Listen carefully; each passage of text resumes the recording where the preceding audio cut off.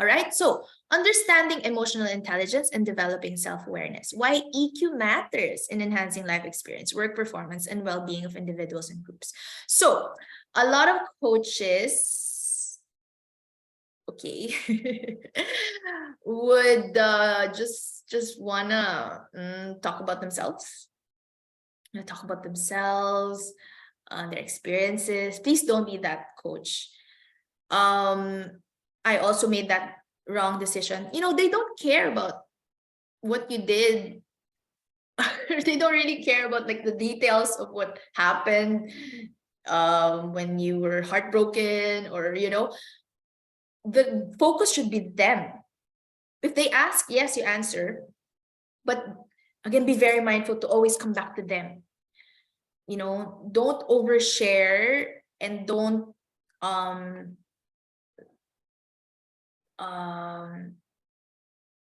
tell them more than they ask of you.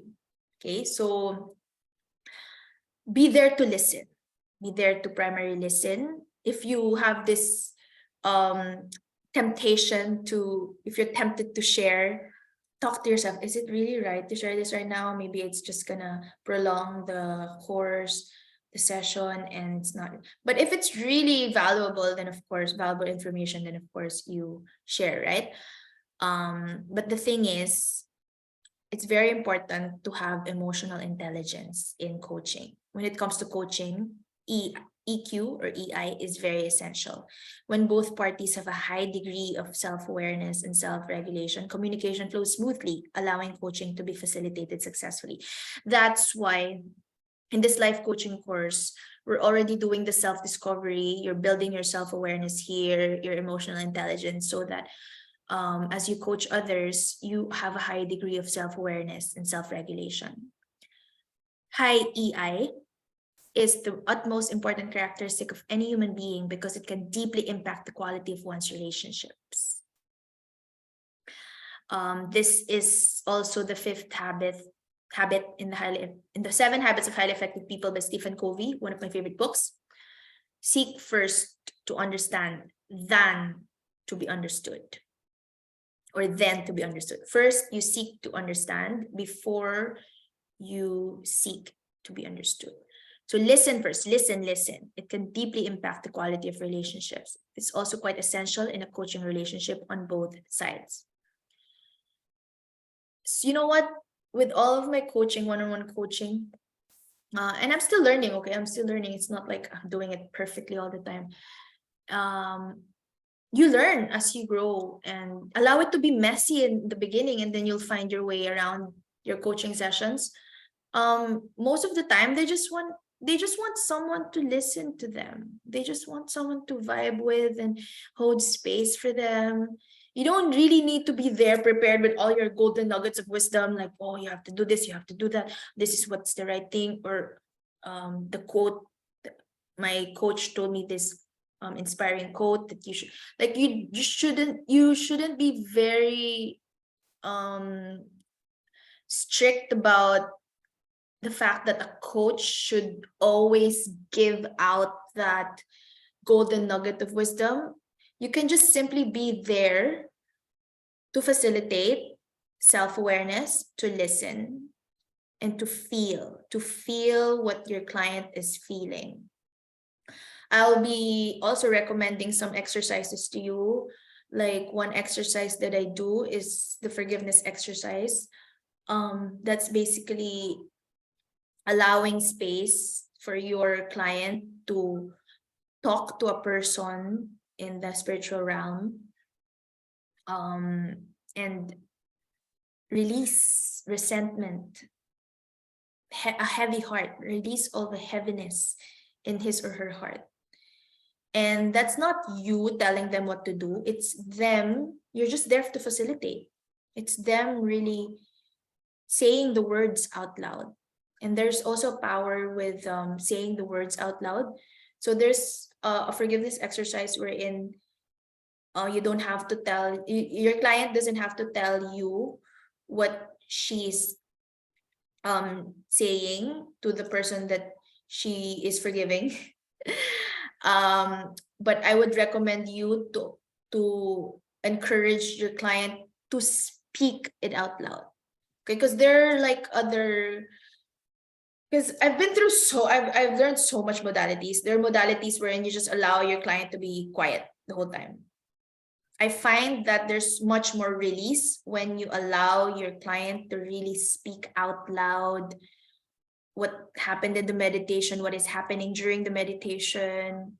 You know, there's also this exercise wherein you speak to your highest version of yourself.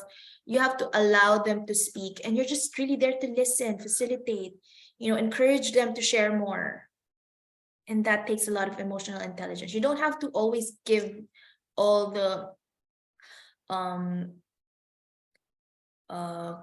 words of wisdom all the time. Just be there. Just be there. Just be there, emotionally be there. Okay, so according to Daniel Goleman, emotional intelligence is the ability to recognize, understand, and manage emotions so they can be expressed appropriately and effectively. So it is the predictor of success in our relationships, both in the workplace and in our private life. And there's a danger if you lack emotional intelligence. It can cause serious damage to our relationships. We're not fully aware of what is happening to us in any situation. We do not understand what we feel and what is causing it. And we cannot communicate our needs in a constructive and nonviolent way. As a result, people with low emotional intelligence experience emotional outbursts, are argumentative, blame others, and do not listen. I believe I was like this before. I was the youngest. I am the youngest. Actually, I said I was the youngest because I thought I was the youngest. And then my dad turned out to have other kids with a mistress. So in the end, I'm not the youngest. So I grew up, I thought I was the youngest. And so I was a bit more like spoiled, entitled. I would have these outbursts, So I built my emotional intelligence. It's like a muscle, you can build it. And one way is always checking in with yourself. What am I feeling right now? Doing your meditation, your journaling every day. Yeah, so we are not fully aware of what is happening to us in any situation. We do not understand what we feel and what is causing it, and we cannot communicate our needs in a constructive and non-violent way. That is when we lack emotional intelligence. And the goal is to be fully aware of what is happening to us. So that involves mindfulness, being the present moment. The goal is to understand what we feel in each and every moment and what is causing what we feel. And the goal is to always communicate our needs in a constructive and non-violent way, peaceful way. As a result, people with low emotional intelligence experience emotional outbursts, are argumentative, blame others, and do not listen, right? I know that a lot of people who are like this. And the goal is to have the coping mechanism. The goal is to help your clients build strong emotional intelligence, to deal with unforeseen setbacks, and to be able to deal with emotionally charged situations. Okay, so it involves self-awareness, self-regulation, motivation, empathy, okay, and social skills. So emotional intelligence is the basis of coaching for both parties. If both the coach and the client are fully aware and in control of their emotions, their communication will be smooth and effective. Emotional intelligence is one of the first skills you have to grow as a coach. Being aware of your own emotions is very, very important as a coach. Because how can you teach others if you're not even aware of your own emotions? Okay.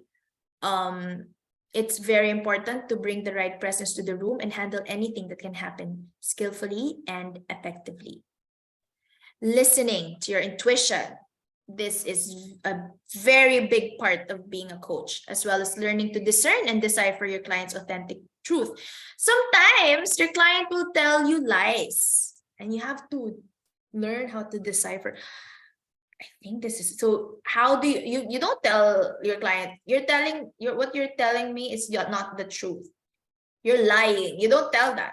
You kind of question your way around that so that your client will herself admit that, okay, sorry, I was just telling a lie. This is actually the truth. You know, I've had coaching sessions like this. You have to be gentle and also a bit, not really tough. I don't want the word tough, but direct to the point, cut through the chase. So this is a very valuable skill, deciphering your client's authentic truth. And also when your client is there in victim mentality, telling me, oh, this person did this to me, this person did this to me, you have to cut through this chase and say, okay, what did you learn from the situation? I believe that we should stop living the victim mindset and see the bigger picture here. So you guide them out of that. Okay, so we'll go through that in the later modules. So we created a society that dismisses the sacred gift and worships the servants. And what is the gift? The gift is your intuitive mind.